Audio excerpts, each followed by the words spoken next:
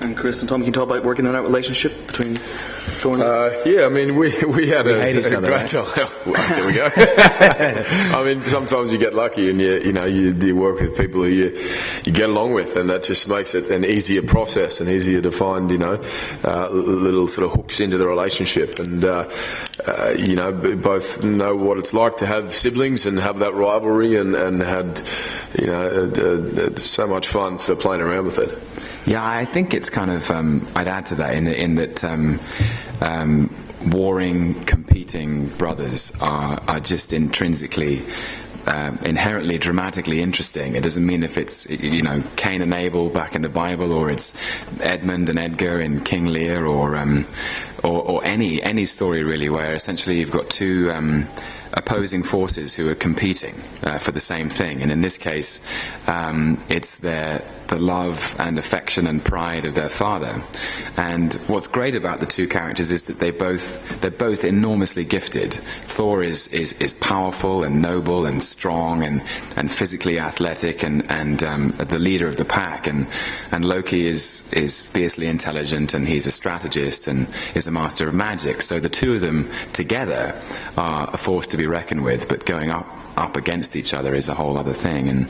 And I should also add that as an actor, it's much easier to be really nasty to someone that you really like, and that was. You can't really ask for that. You can't buy that. And Ken must have seen something that maybe with the two of us would get on or something. But when we first met, actually, I remember the three of us came over, and Natalie Portman was also there. And while Ken was talking to Natalie, we were dispatched by Ken to go and train together. And Chris had me lifting tree trunks and logs, and Tom taught me yoga, and yeah, that's a good combination. Yeah, we're doing yoga, and I said, "No, Natalie Portman's going to be here in a second. I can't be seen doing this. Let's go break something." Yeah, let's go and throw ourselves through a tree. And then Natalie Portman came in, and she was so flexible by that stage. She was halfway through her training for Black Swan that she would just drape a leg over the edge of a sofa and be incredibly physically impressive, rather shaming us all.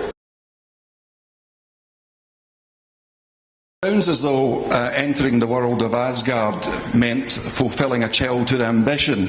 And if that's the case, I wonder then if there are only two left of any chance of fulfilling, playing for Linfield and appearing in Coronation Street. Well, I think the Linfield one's very probably gone. I think it was always gone. Oh, really?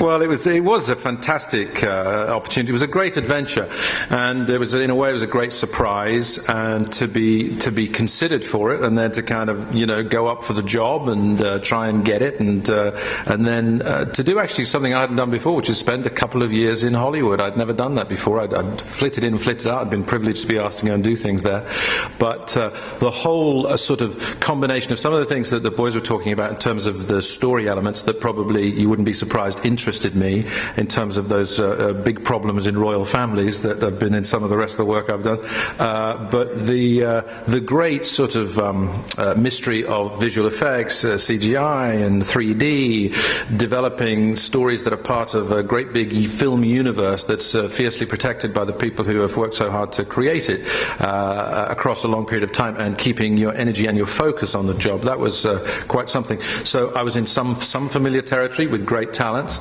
and I was in some very unfamiliar territory. So I sort of deliberately, once I had the joy of getting the job, kind of embraced putting myself in way out of my comfort zone. But it was a very thrillingly bumpy ride.